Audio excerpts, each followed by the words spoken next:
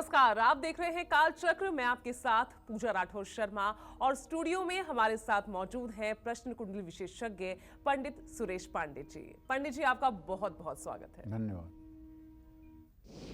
अब सातों दिन बरसेगा पैसा, अब सातों दिन आएंगी खुशियाँ, अब सातों दिन होगा मंगल ही मंगल। 7 दिन 7 देवता और 7 पाठ पूरी करेंगे आपकी हर मनोकामना। देखिए काल चक्र। जी हाँ, अब सातों दिन धन भी बरसेगा, बरकत भी होगी, खुशियां भी आएंगी, कष्ट भी मिटेंगे। अब 7 दिन पूरी होंगी आपकी सभी मनोकामनाएं और सातों ही दिन मिलेगा भगवान का आशीर्वाद, क्योंकि आज काल चक्र में पंडित जी आपको 7 दिनों के 7 देवता, 7 पाठ और उनके चमत्कार के बारे में बताएंगे। तो किस दिन कौन सा पाठ आपकी सोई किस्मत को जगा सकता है, किस दिन कौन सा पाठ आपकी बिगड़ी बना सकता है, और सातों दिन पाठ करने के क्या है नियम और सावधानियां, ये भी आज पंडित जी से हम जानेंगे। अगर आपका भी कोई सवाल है तो आप हमें फोन कर सकते हैं। हमारा नंबर नोट कीजिए 0120-665-2411। तो चलिए पंडित जी, आज की महत्वपूर्ण चर्चा की शुरुआत करते हैं और सबसे पहले बात कर लेते हैं सोमवार की। जी हाँ, सोमवार के दिन किस देवी देवता के सामने कौन सा पाठ करने से हमारी कौन कौन सी मनोकामनाएं पूरी हो सकती है। तो सबसे पहले दर्शकों को पंडित जी यही बताइए, सोमवार का दिन किस तरह से किस पाठ, किस देवी देवता की पूजा पाठ करनी चाहिए। देखो, ऐसा है पूजा, सनातन धर्म में उपासना से सब कुछ संभव माना गया है और तपस्या को मानव जीवन की सबसे बड़ी पूंजी माना गया है। चाहे पार्वती ने तपस्या की हो प्रभु शिव को प्राप्त करने के लिए, चाहे जगत जननी जगदम्बा ने आराधना की हो माँ पार्वती की भगवान राम को पाने के लिए, यहाँ तक कि देवी देवताओं को भी तप करना पड़ा है। ऐसे में एक बात अपने सभी दर्शकों को बताना चाहूँगा। नारद जी हिमालय से कहते हैं जौ तप करई कुमारी तुम्हारी, भाविहूँ में टिस कहीं त्रिपुरारी। तो भैया, अगर कोई बड़ा प्रबल होनहार है, किसी का मृत्यु योग है, किसी का निर्धन योग है, किसी का पुत्रहीन योग है, असंभव से असंभव कार्य को भी शिव की आराधना से ठीक किया जा सकता है। भगवान भोलेनाथ को शिव चालीसा बहुत प्रिय है। सोमवार के दिन शिवलिंग का विधिवत पूजन करके अगर आप मंदिर जा सकते हैं तो उत्तम, नहीं तो अपने घर में ही एक नर्मदेश्वर शिवलिंग या पारे का शिवलिंग रख लीजिए और उसे पीतल की थाली में रख करके जल, दूध, गन्ने का रस न हो तो चीनी का रस, शहद, दही, घी से दिव्य अभिषेक करके शुद्ध जल से धो करके और फिर उन्हें एक दूसरे पीतल की प्लेट में ऊपर विराजमान कर दीजिए। उनके ऊपर कलावा, रक्षा सूत्र, हल्दी मत चढ़ाइएगा शिव जी को। शिव जी संहार के देवता हैं, इन्हें हल्दी नहीं चढ़ाई जाती। हल्दी जमीन में से पैदा होती है, इन्हें भस्म विभूति चढ़ाई जाती है। जहाँ हल्दी का नंबर आए वहाँ भस्म विभूति चढ़ाइएगा और शिव चालीसा का पाठ करिएगा। सोमवार के दिन शिव चालीसा का पाठ करने से पाप ताप से मुक्ति मिलती है, रोग से मुक्ति मिलती है, लंबी आयु मिलती है। आशुतोष तुम अवढर दानी, आरत हरहु दीन जन जानी। गोस्वामी तुलसीदास जी कहते हैं कि भगवान शिव तो अवढर दानी है, ये अपने भक्तों की आर्त पुकार तत्काल सुनते हैं और असाध्य से असाध्य रोगों को ठीक करने के लिए सोमवार के दिन शिव चालीसा का पाठ करके वैदिक ब्राह्मणों को दूध का दान करने से निसंदेह लाभ मिलता है। अगर आपको कोई वैदिक ब्राह्मण नहीं मिलता है तो शिव मंदिर के पुजारी को भी आप दूध और चीनी ले जा करके दान करेंगे तो उसका लाभ आपको मिलेगा। शिव चालीसा के पाठ के साथ साथ पितरों को अगर तिलांजलि दी जाए तो इससे सारे ग्रह दोष समाप्त हो जाते हैं। काला तिल जल में मिला करके अगर पितरों का तर्पण किया जाए तो निश्चित रूप से पितर जो प्रेत योनि में भटक रहे हैं उन्हें भी राहत मिलती है। ओम त्र्यंबकम यजामहे सुगंधिम पुष्टिवर्धनम उर्वारुकमिव बंधनान् मृत्योर्मुक्षीयमामृता। ओम नमः शिवाय। महामृत्युंजय मंत्र के साथ शिव चालीसा का पाठ करने से सुख समृद्धि और संतान का सुख मिलता है। अधिकार, राजसत्ता, राजनीतिक शक्ति और प्रशासनिक शक्तियां पाने के लिए शिव चालीसा का पाठ जरूर करना चाहिए। और शिव चालीसा का पाठ करने के बाद 2 मिनट के लिए भगवान शिव का आपको मानस पूजा भी करनी चाहिए। रत्नैकल्पितमासनं हिमजलैः स्नानं च दिव्यांबरं नानारत्नविभूषितं मृगमदामोदाङ्कितं चन्दनं जातिचम्पकबिल्वपत्ररचितं पुष्पं च धूपं तथा दीपं देवदयानिधे पशुपते हितकल्पितं गृह्यताम्। कहने का आशय यह है, अगर आप आंख बंद करके और अपने भ्रिकुटी पर भगवान शिव को समाधि लगाए हुए अवस्था में कर्पूर वर्ण, एकदम गौर वर्ण के भगवान शिव की परिकल्पना 2 पत्तियों वाले कमल के पुष्प पर बैठा हुआ ध्यान करते हुए और ओम नमः शिवाय का जप आप ज़्यादा नहीं सिर्फ 5 मिनट कर दें तो यह आपका अभ्यास 6 महीने के अंदर आपके जीवन में 4 चांद लगा देगा। देखिए, पूजा जो है वो देसी घी की तरह है। देसी घी 1 लीटर आप एक दिन पी लीजिए तो आप पहलवान नहीं होंगे, लेकिन अगर शराब कोई 1 पाव भी पी ले तो तुरंत पैर लड़खड़ाने लगेगा। तो अधर्म जो है वो तो तुरंत फल देता है, लेकिन धर्म जो है बहुत धीरे धीरे फल देता है। इसी तरह से पूजा पाठ अगर आप अनवरत करते रहेंगे तो देर होगी लेकिन अंधेर नहीं होगी। और एक बात और सत्य है कि अगर आपने कोई फलदार वृक्ष लगाया है और फल मिलने में देरी हो रही है, कोई बात नहीं, छाया तो मिलेगी। हो सकता है आपके पूर्व जन्म का प्रारब्ध कुछ ऐसा हो जो पूजा पाठ से अभी बैलेंस न बन पा रहा हो सकता है कि कुछ भोग आपको भोगने के बाद आपको सुख मिले। तो इसलिए कोई तो एक दिन पूजा करके सफलता प्राप्त कर लेते हैं, किन्हीं लोगों को बहुत दिनों तक लगा रहना पड़ता है। तो इसका मतलब ये नहीं कि आपका नंबर नहीं आने वाला है। भगवान की चक्की जो आटा पीसती है वो बहुत बारीक आटा पीसती है, इसलिए हो सकता है नंबर देर में आए, लेकिन नंबर जरूर आएगा। देर होगी, अंधेर नहीं होगा। जय मां विंध्यवासिनी। और चले अब एक बहुत जरूरी जानकारी हमारे सभी दर्शकों के लिए। 4 अप्रैल, जी हाँ 4 अप्रैल को कालचक्र को 12 साल पूरे हो रहे हैं। आप अपने वीडियोस के माध्यम से कालचक्र के इस सुनहरे और बेमिसाल सफर का हिस्सा बन सकते हैं। पंडित सुरेश पांडे जी और कालचक्र की पूरी टीम का मनोबल बढ़ा सकते हैं। आप हमें अपने वीडियोस हमारी ईमेल आईडी पर भेज सकते हैं। हमारी ईमेल आईडी नोट कीजिए, kalchakra@bagnetwork.in। आप अपने अनुभव हमसे साझा करेंगे तो ये दिन और खास बन जाएगा। और पंडित जी, इस बीच हमारे साथ एक कॉलर जुड़ गए हैं, संतोष दिल्ली से है फोन लाइन पर। संतोष जी, सवाल पूछिए।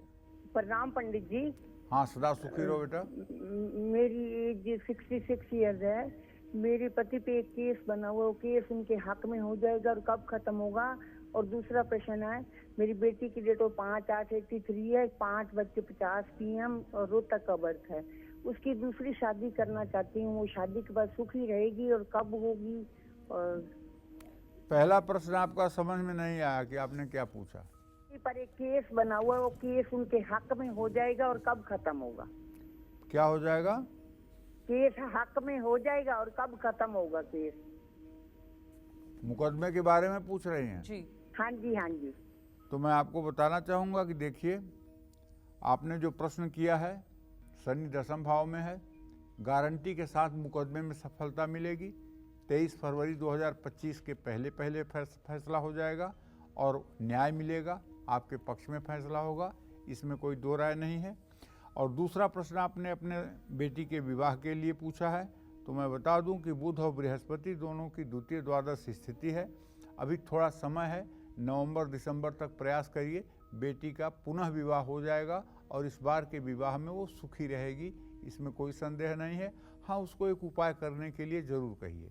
उपाय ये कि वो 16 बृहस्पतिवार के व्रत करे, केला के पेड़ की पूजा करे, बृहस्पतिवार व्रत कथा की किताब पढ़े और हो सके तो उसे हर दिन रविवार को छोड़कर 5 तुलसी के पत्ते गंगा जल के साथ ग्रहण करना चाहिए। इससे उसका जो पूर्व जन्म का दोष है वो समाप्त हो जाएगा। जय मां विंध्यवासिनी। चलिए अब चर्चा को आगे बढ़ा लेते हैं और अब बारी आती है मंगलवार के दिन अपनी बिगड़ी बनाने की। जी हाँ, तो पंडित जी, मंगलवार के दिन कौन सा जो पाठ है हमें शत्रुओं से बचा सकता है, हमें निरोगी काया दिला सकता है और हर तरह से हमारी रक्षा कर सकता है? संकट से हनुमान छुड़ावें, मन क्रम वचन ध्यान जो लावें। हनुमान चालीसा का नित्य पाठ हनुमान जी को मनाने के लिए सबसे सरल उपाय है। मैं अपने अनुभव की बात बता रहा हूं। बंधन में पड़े हुए लोगों की, जो लोग किसी कारणवश जेल में अवरुद्ध हैं और गुनाह नहीं है फिर भी जेल के सलाखों के पीछे हैं, जमानत नहीं हो रही है, मुकदमे से छुटकारा नहीं मिल रहा है, कम गुनाह पर भी बड़ी कठिनाई हो रही है, ऐसे सभी लोगों को हनुमान चालीसा का 100 पाठ मंगलवार को करना चाहिए। यह 7 बार पाठ कर जोई, छूटे बंदी महासुख होई। जानते हैं, हनुमान चालीसा का पाठ सिर्फ इसलिए नहीं होता कि बंधन छूट जाएगा। हनुमान चालीसा का 100 पाठ इसलिए भी करना चाहिए कि अगर आपका कोई बच्चा या परिवार का कोई सदस्य लापता हो गया है या रूठ कर घर से चला गया है और उसका आपको पता नहीं चल रहा है, तब भी आप अगर हनुमान मंदिर में बैठ करके 7 दिन लगातार हनुमान चालीसा के 100 पाठ करिए और घी का दिया जला करके हनुमान जी को सिंदूर और चमेली के तेल का चोला का लेप करवा करके, हनुमान जी को लाल फूलों की माला चढ़ा करके और लड्डू तुलसी का प्रसाद चढ़ा करके, तो निश्चित रूप से रूठा हुआ व्यक्ति, गायब हुआ व्यक्ति, लापता व्यक्ति, उसका भी पता चल जाएगा। शारीरिक अगर कमजोरी है, नासै रोग मिटे सब पीरा, जो सुमिरे हनुमत बलबीरा। तो अगर शारीरिक कमजोरी है तो शारीरिक कमजोरियों से भी हनुमान जी मुक्ति प्रदान करते हैं। मंगल से संबंधित जितने भी रोग हैं, चाहे वो डायबिटीज हो, चाहे वो शुगर हो, चाहे वो ब्लड प्रेशर हो, ये सब, चाहे माइग्रेन की शिकायत हो, ये सब मंगल के प्रभावित रोग हैं। मैं ये तो नहीं कहता हूँ कि हनुमान चालीसा पढ़ने से आपका शुगर खत्म हो जाएगा, ये तो नहीं कहता हूँ कि ब्लड प्रेशर खत्म हो जाएगा, लेकिन अगर सचमुच में आप 10 पाठ रोज हनुमान चालीसा का करने लगें और हनुमान मंदिर में या पीपल के नीचे बैठकर करने लगें, तो आपका शुगर कंट्रोल रहेगा, आपका ब्लड प्रेशर कंट्रोल रहेगा। थोड़ी सी दवाइयाँ आपके लिए चमत्कार बन जाएंगी और आपका संयम नियम आपको स्वस्थ रखेगा। आप चिरंजीवी दीर्घायु जीवन जिएंगे। मंगलवार और रविवार को पुरुषों को चाहिए, महिलाओं को चाहिए कि ब्रह्मचर्य का पालन करें। हनुमान जी की उपासना मंगलवार को की जाती है, तो मंगलवार के दिन तो पूर्ण रूपेण ब्रह्मचर्य का पालन होना चाहिए। सुबह और शाम हनुमान चालीसा का पाठ करने से कानूनी मामलों में राहत मिलती है। संकट से हनुमान छुड़ावें, मन क्रम वचन ध्यान जो लावें। हनुमान चालीसा के पाठ के बाद बजरंग बाण का पाठ करने से सहस्रा बाहु की तरह भी अगर शत्रु है, अर्थात अगर ये बहुत बड़ा शत्रु है तो वह भी शत्रु पीड़ा से व्यक्ति निजात पा जाता है। व्यक्ति आजीवन दूसरों के षड्यंत्र से बचा रहता है। गठिया, वात, सिरदर्द, कंठरोग, डायबिटीज, रक्तचाप, जोड़ों के दर्द से अगर आप परेशान हैं तो 21 या 26 दिनों तक हनुमान बाहुक का पाठ करिए। जिनके शरीर में गिल्टियां निकल आई हैं या जिनके शरीर में कोई ऐसा घाव हो गया है या फोड़े फुंसियां निकलती हैं या चमड़ी फट जाती है, वहाँ से एक्जिमा की शिकायत है, तो आपको मंगलवार और शनिवार दोनों दिन हनुमान मंदिर जाकर के 10-10 पाठ हनुमान चालीसा के करने चाहिए और 10-10 पाठ हनुमान बाहुक के करने चाहिए। गोस्वामी तुलसीदास जी को एक बार पूरे शरीर में फोड़ा फुंसी हो गया और वो ठीक ही नहीं हो रहा था। हनुमान जी सिद्ध थे। गोस्वामी तुलसीदास को जितनी रामचरितमानस की रचना तुलसीदास जी ने की है, कहा जाता है कि हनुमान जी ने सब कुछ बताया है उन्हें कि इस तरह से आपको करना चाहिए। इसका प्रमाण है चित्रकूट के घाट पर भई संतन कई भीर, तुलसीदास चंदन घिसें तिलक देहि रघुवीर। यह हनुमान जी के वाक्य है। चित्रकूट में बैठ करके नदी के किनारे तुलसीदास जी चंदन घिसते थे। राम लक्ष्मण आकर चंदन लगवा कर चले जाते थे। तुलसीदास जी पहचान नहीं पाते थे। हनुमान जी से कहते थे कि आप प्रभु श्री राम के दर्शन नहीं करवा रहे हैं। हनुमान जी कहते थे, अरे वो लोग तो आते हैं, चंदन लगवाते हैं, चले जाते हैं। बोले, अच्छा ठीक है, तो आप मुझे बताइएगा कब आते हैं। तो जब आए तो तोते के रूप में हनुमान जी ने कहा, चित्रकूट के घाट पर भई संतन कई भीर, तुलसीदास चंदन घिसे तिलक देहि रघुवीर। उस समय प्रभु श्री राम को चंदन लगा रहे थे तुलसीदास जी, चरण पकड़कर बैठ गए और उनको दर्शन मिल गया। तो कुल मिलाकर कहने का मतलब ये है कि यदि आप फोड़ा, फुंसी और किसी तरह के घाव से पीड़ित हैं तो आपको मेरे कहने से हनुमान बाहुक का 7 बार पाठ 40 दिनों तक हनुमान मंदिर में बैठकर करना चाहिए। यदि असाध्य से असाध्य घाव है, वो भी छोटी से छोटी इलाज के तहत ठीक हो जाएगा। शनिवार हनुमान मंदिर जाकर हनुमान चालीसा का पाठ करना चाहिए। हनुमान जी को गुड़ और भीगे हुए चने का भोग लगाने से भी घर में सुख शांति रहती है। और हनुमान जी की उपासना तो आप समझ ही रहे हैं, कलयुग में हनुमान जी से ज़्यादा कोई प्रत्यक्ष देवता नहीं है। उसका उदाहरण इस समय आपको बागेश्वर धाम वाले धीरेन्द्र कृष्ण शास्त्री हैं। हनुमान जी की उनके ऊपर कृपा है। आप देखिए किस तरह से आपकी मन की बातें वो जान जाते हैं, किस तरह से उनका आशीर्वाद फलीभूत हो रहा है। वो सिर्फ हनुमान जी की कृपा से संभव है। हनुमान जी कलयुग के प्रत्यक्ष देवता हैं और जो भी व्यक्ति हनुमान जी की उपासना करता है उसके जीवन में ऋण, रोग और दरिद्रता का कोई स्थान नहीं होता है। जय मां विंध्यवासिनी। तो चलिए चर्चा को आगे बढ़ाते हुए अब बात कर लेते हैं बुधवार की। तो बुधवार के दिन पंडित जी कौन सा पाठ, कैसे हम भगवान को प्रसन्न कर सकते हैं? बुधेन बुद्धि सदनर्थ संस्था। बुध बुद्धि का कारक ग्रह है और बुधवार का दिन जो है वो बुध का दिन है। और बुधवार के दिन के जो देवता हैं वो भगवान गणेश और श्रीहरि विष्णु हैं। जो लोग शिक्षा के क्षेत्र में हैं या बौद्धिक कार्य करते हैं, बुद्धिमत्ता का कार्य करते हैं, ऐसे सभी लोगों को, खास करके वकालत पेशे में रहने वाले लोगों को, जिनकी तर्क शक्ति और जिनकी वाक्पटुता अच्छी होनी चाहिए, ऐसे लोगों को नित्य गणेश चालीसा का पाठ करना चाहिए। गणेश चालीसा का पाठ करने से धन और समृद्धि दोनों साथ साथ मिलती है। भगवान गणेश की विशेष कृपा भी मिलती है। बुधवार को भगवान गणेश को दुर्वा के साथ मोदक का भोग लगाएं। जानते हैं जब आप गणेश अथर्व शीर्ष पढ़ते हैं तो उसमें लिखा हुआ है कि जो दुर्वा से गणेश जी का अर्चन करता है वो वैश्रवण माने कुबेर के समान धनवान हो जाता है। कुबेर के समान धनवान हो जाता है। अब सोचिए कुबेर कौन है?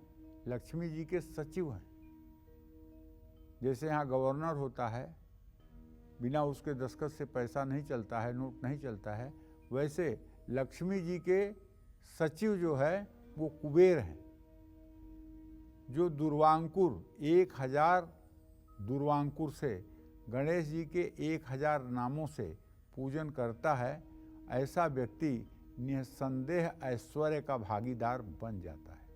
लेकिन एक दिन में चमत्कार नहीं होगा। ये मत कहिएगा कि मैंने एक दिन 1000 दुर्वा चढ़ा दिया तो चमत्कार हो गया। हर चतुर्थी पर, कृष्ण पक्ष और शुक्ल पक्ष की चतुर्थी पर गणेश जी के चित्र के सामने, गणेश जी की मूर्ति के सामने विधिवत पूजा करके अगर आप गणेश जी के 1000 नामों से दुर्वांकुर चढ़ाएंगे तो 1 साल के अंदर आपकी दरिद्रता भी समाप्त हो जाएगी, आप कर्ज से भी मुक्त हो जाएंगे और आपके जीवन का नया सवेरा भी हो जाएगा। लेकिन लड्डू का भी भोग लगाइएगा। गणेश चालीसा का पाठ कर सकते हैं, आपकी सभी मनोकामनाएं पूरी हो जाएंगी। अगर आपकी फैक्ट्री में काम ठप हो रहा है, आप फैक्ट्री वाले हैं, तो बुधवार के दिन गणेश चालीसा के साथ साथ राम रक्षा स्तोत्र का भी पाठ कर लीजिएगा। गणेश जी को दुर्वा और लड्डू का भोग जरूर लगाइएगा। बुधवार के दिन पार्थिव गणपति की पूजा करके गणेश चालीसा का पाठ करने से कानूनी मामलों से छुटकारा मिलता है। ये पार्थिव गणेश क्या है भैया? मिट्टी के जो गणेश होंगे वो पार्थिव गणेश हैं। उनकी पूजा करने से कर्ज से भी मुक्ति मिलती है, इसमें कोई संदेह नहीं है। और यदि इसके साथ साथ राम रक्षा स्तोत्र का भी पाठ किया जाए और राम दरबार की भी पूजा की जाए तो पढ़ाई में यदि आपको व्यवधान आ रहा है तो मैं विश्वास के साथ कह सकता हूँ, यदि आपके संतान की पढ़ाई में व्यवधान है या स्वयं आपकी पढ़ाई में व्यवधान है, पढ़ा हुआ आप भूल जाते हैं, सब कुछ आपको आता है, परीक्षा में आप लिख नहीं पाते हैं, तब तो आपके लिए गणेश चालीसा और गणेश अथर्व शीर्ष का पाठ वरदान साबित होगा। जय मां विंध्यवासिनी। चलिए, इस बीच एक कॉलर हमारे साथ हैं फोन लाइन पर। नोएडा से सौरभ हैं। सौरभ जी, पूछिए सवाल। पंडित जी जय विंध्यवासिनी। जय मां विंध्यवासिनी। सौरभ जी जोर से बोलिएगा। हाँ, पंडित जी आपकी माता जी का सुना तो बड़ा दुख लगा, भगवान उनको अपने चरणों में स्थान दे। जी पंडित जी, मेरा नाम सौरभ कंसल है, डेट ऑफ बर्थ 7/6/1980 जी, और पैदाइश मेरठ की है और जी। टाइम है 1:35 सुबह का। जी जी। हमारे घर से दवाइयाँ नहीं निकलती हैं बिल्कुल भी। कभी मदर बीमार रहती है, कभी मैं बीमार रहता हूँ, दवाइयों से घिरे रहते हैं हम बिल्कुल। और देखो, ऐसा है सौरभ, आप सही कह रहे हो। आपके कुटुंब भाव का स्वामी बृहस्पति सूर्य के साथ है और इस समय बृहस्पति अस्त है। अगर कुटुंब भाव का स्वामी अस्त हो तो परिवार में सचमुच में रोग डेरा डाले रहता है। आप अगर रोग से मुक्त होना चाहते हो तो उपाय तो थोड़ा सा कठिन है, लेकिन गारंटी इस बात की है कि उपाय से लाभ जरूर मिलेगा। एक शालिक राम की शिला होती है जो सत्यनारायण भगवान की पूजा में पंडित जी लोग घर लेकर के आते हैं। काले रंग की एक गोली जैसी होती है शालिक राम की शिला, जो नेपाल के गंडकी नदी में पाया जाता है। उसकी पहचान ये है कि तुलसी का पत्ता नज़दीक ले जाओ तो चिपक जाएगा।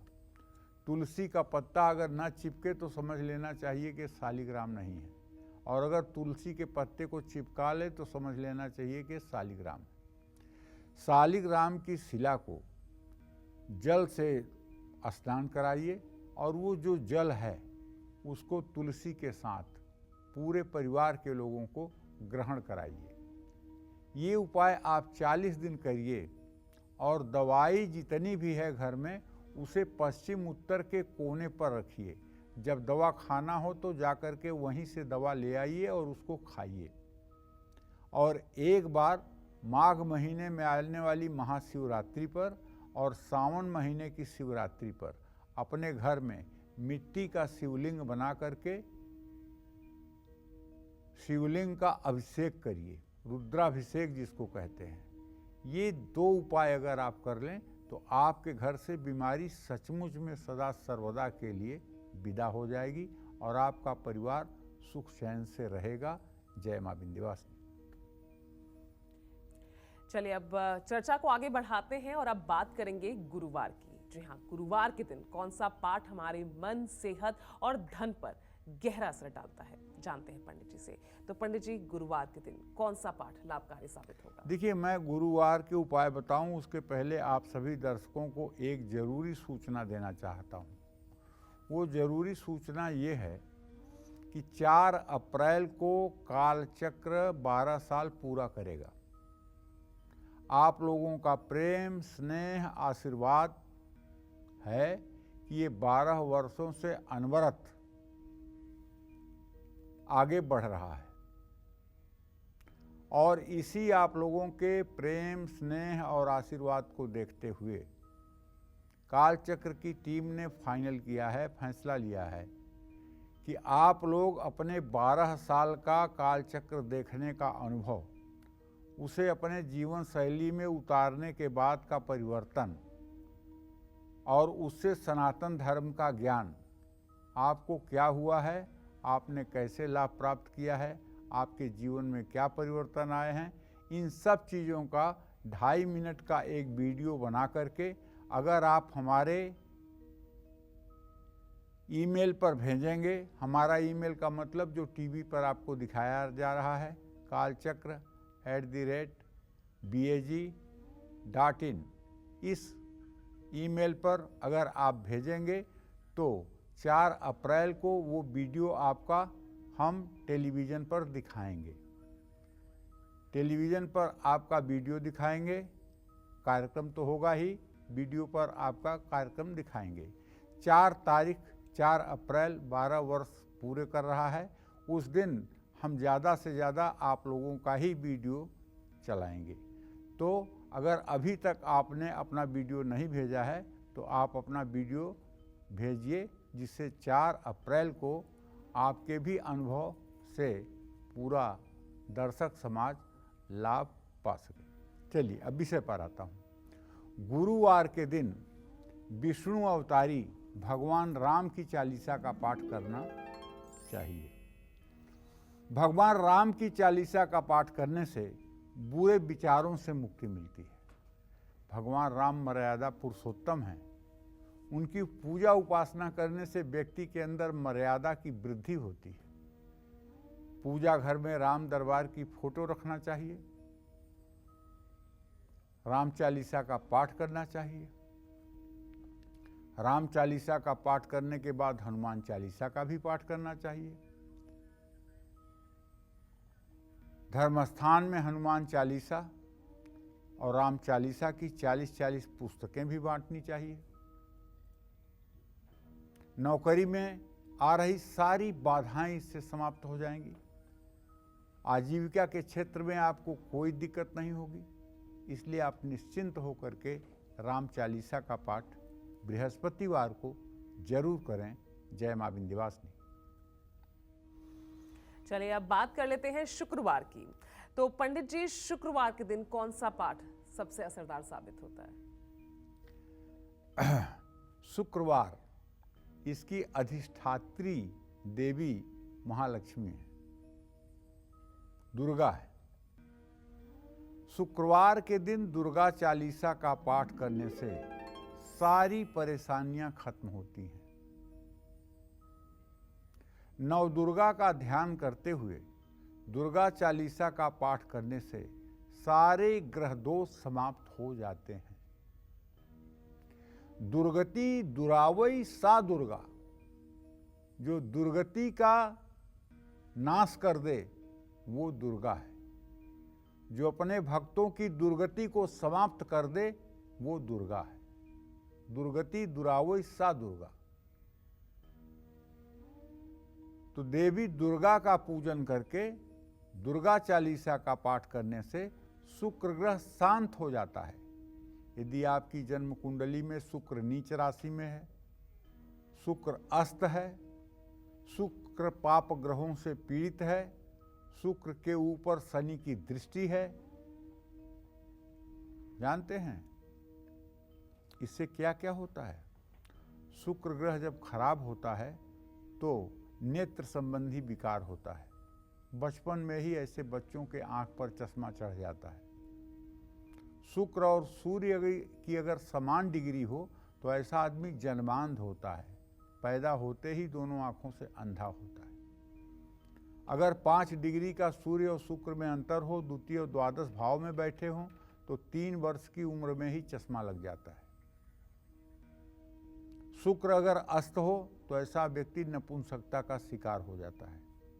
शुक्र अगर किसी लड़की की कुंडली में अस्त हो तो उसके अंडे ही नहीं बनते।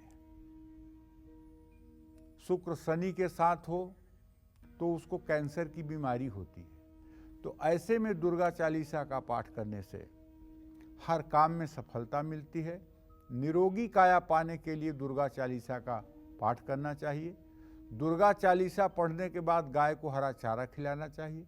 शुक्रवार के दिन दुर्गा चालीसा का पाठ करने से विवाह में आ रही सारी परेशानियां खत्म हो जाती हैं। दुर्गा चालीसा में 4 चांद तब लगता है जब विंध्यवासिनी चालीसा का भी पाठ किया जाए।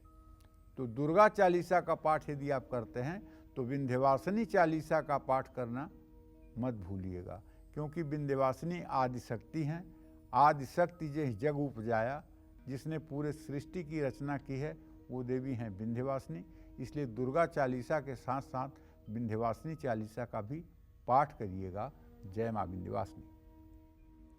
तो चलिए चर्चा को आगे बढ़ाते हैं और बात होगी शनिवार की। जी हाँ, क्या कोई ऐसा पाठ भी है जिसे पढ़ने से शनि की ढैया, साढ़े साती और महादशा में बुरे प्रभावों से बचा जा सकता है? कौन सा है वो पाठ जिन्हें शनिवार के दिन पढ़ने से हमारी तमाम ये समस्याएं दूर हो जाती है? बताइए पंडित जी, बहुत अहम सवाल। देखो, चाहे शनि की ढैया हो, चाहे साढ़े साती हो, चाहे महादशा हो, अगर शनि देव की उपासना कर ली जाए तो कुछ भी असंभव नहीं है। शनि देव प्रसन्न तो सारी दुनिया खुश। तो शनि देव को प्रसन्न करने के लिए शनिवार के दिन शनि चालीसा का पाठ सबसे सरल उपाय है। नीले या काले रंग के कपड़े पहन करके शनि चालीसा का पूरब मुंह करके पीपल के पेड़ के नीचे बैठ करके अगर पाठ किया जाए तो आप विश्वास करिए, साढ़े साती हो, ढैया हो, महादशा हो, अंतरदशा हो, प्राणदशा हो, सब प्रकार के अशुभ प्रभाव का शनिदेव समन करते हैं। पीपल के पेड़ के नीचे 7 तरह के अनाज आपको रखना चाहिए ताकि उसे गिलहरी, कौआ, गौरैया, सब चिड़िया आकर खा सकें। सरसों के तेल का दिया जलाने से साढ़े साती ढैया में लाभ मिलता है। और कारोबार में सफलता पाने के लिए शनिवार के दिन घी और तेल का दीपक जलाकर शनि चालीसा के 5 पाठ और हनुमान चालीसा का 1 पाठ पितर दोष से मुक्ति दिलाता है। शनि चालीसा के साथ साथ शनि से जुड़ी वस्तुओं का दान भी करना चाहिए। संतान, सुख, पैसा, समृद्धि पाने के लिए शनि देव की मूर्ति पर सरसों का तेल से अभिषेक करना चाहिए और शनि चालीसा का पाठ पूरे श्रद्धा के साथ करना चाहिए। जय मां विंध्यवासिनी। और चलिए अब बात कर लेते हैं अपने ईमेल कुंडली विजेता की। तो पंडित जी, आज के हमारे ईमेल कुंडली विजेता हैं बड़वानी मध्य प्रदेश के रहने वाले गोविंद मालविया। इन्होंने हमें ईमेल करके अपने करियर और शादी के बारे में जानना चाहा है। इनकी डिटेल्स पंडित जी आपको मैं बता दूं। नाम गोविंद मालविया है और जन्म की तिथि है 20 जून 1992। जन्म का समय है रात के 9:50 पर और जन्म का स्थान मध्य प्रदेश का बड़वानी इलाका। पंडित जी, इनका जो पहला सवाल है वो ये है कि इनकी शादी कब और कैसी लड़की से होगी, और दूसरा इनका सवाल है कि कौन सा काम इनको करना चाहिए जिसमें इन्हें सफलता मिल जाए। देखो, ऐसा है, गोविंद मालवी का जन्म जो हुआ है ये मकर लग्न और कुंभ राशि में हुआ है। इनके विवाह भाव का स्वामी चंद्रमा द्वितीय भाव में बैठा हुआ है, जो विधुर योग बनाता है। ऐसे लोगों के विवाह के बाद पत्नी की मृत्यु हो जाती है। और दूसरी बात, इन्हें कुंडली में इनके चतुर्थ भाव में मंगल है, इससे ये मांगलिक दोष से भी संयुक्त हैं। ऐसे लोगों के विवाह में बहुत विलंब होता है और इनके विवाह में भी अभी 2 वर्षों का विलंब बना हुआ है। वैवाहिक जीवन ठीक रहेगा, लेकिन पत्नी जीवित रहे, पत्नी अच्छी रहे, इसके लिए विवाह के बाद पत्नी के लिए महामृत्युंजय कराना चाहिए, चंद्रमा का दान करना चाहिए। और जहाँ तक करियर का प्रश्न है, वो तो ऐसा है, काफ़ी संघर्ष के बाद सफलता मिल जाएगी। जय माँ विंध्यवासिनी। तो चलिए अब जल्दी से अपने इस स्पेशल सेगमेंट की शुरुआत करते हुए पंडित जी से जानते हैं रविवार के दिन कौन सा पाठ हमारे जीवन में चमत्कार कर सकता है। तो बताइए पंडित जी, रविवार का दिन। रविवार के दिन गायत्री चालीसा के पाठ करने से महालक्ष्मी, महाकाली, महासरस्वती तीनों देवियों की पूजा करने से बल, बुद्धि और ऐश्वर्य की प्राप्ति होती है। हर तरह की मनोकामना भी पूरी होती है। रोगों से मुक्ति पाने के लिए रविवार को सूर्य को अर्घ्य दें। रविवार को सूर्यास्त से पहले गायत्री चालीसा का पाठ करें। अगर आप कोई विशिष्ट सिद्धि चाहते हैं तो देवी भागवत के 12वें स्कंध का पहले अध्याय से 6वें अध्याय तक का अगर आप रोज पाठ करना शुरू कर दें तो आपके घर में चाहे जैसा पितर दोष हो, चाहे जैसा प्रेत दोष हो और चाहे जैसा तंत्र मंत्र का प्रकोप हो, अगर आप 12वें स्कंध का पहले अध्याय से 6वें अध्याय तक रोज पाठ करना सूर्योदय के समय शुरू कर दें तो मैं पूरी गारंटी देता हूं कि 24 दिनों के अंदर आपकी समस्याओं का हल आपको मिल जाएगा। इसमें संदेह नहीं है। जय मां विंध्यवासिनी। अच्छा पंडित जी, क्योंकि आज हम बात कर रहे हैं कि कौन सा पाठ करके हम कैसे देवी देवताओं को खुश कर सकते हैं, किस दिन कौन सा पाठ करें, तो हमने चालीसा का भी जिक्र किया। तो क्या चालीसा का पाठ सिर्फ मंदिर के आगे बैठकर ही हमें इसके फल मिल सकते हैं, इसका लाभ मिल सकता है, या फिर क्योंकि आजकल सब इतने जल्दबाजी में रहते हैं, अर्ली मॉर्निंग शिफ्ट्स होती हैं, कहीं भी चालीसा का पाठ किया जा सकता है क्या? देखो, सही बात तो ये है श्रद्धा पूजा कि कहीं मतलब कि जिस देवी देवता का चालीसा है उस देवी देवता को अपने मन मस्तिष्क में आप ध्यान करके चालीसा का पाठ कहीं भी कर सकते हैं जी। क्योंकि मूर्ति में भगवान नहीं है, भगवान हमारे श्रद्धा में है। हम ध्यान करके कहीं भी कर सकते हैं, उसका पूरा फल मिलेगा। जी चलिए, तो चालीसा का पाठ आप कहीं भी कर सकते हैं और ऐसे में बहुत ज़्यादा सिर्फ ध्यान सही तरीके से भगवान की तरफ होना चाहिए। तो उम्मीद करते हैं आपको आज का हमारा ये विषय बेहद पसंद आया होगा। कल फिर एक नए विषय और आपकी परेशानियों को दूर करने के लिए ढेर उपाय लेकर आएंगे हम पंडित जी सुरेश पांडे जी के साथ। पंडित जी बहुत बहुत धन्यवाद आपका। जय मां विंध्यवासिनी।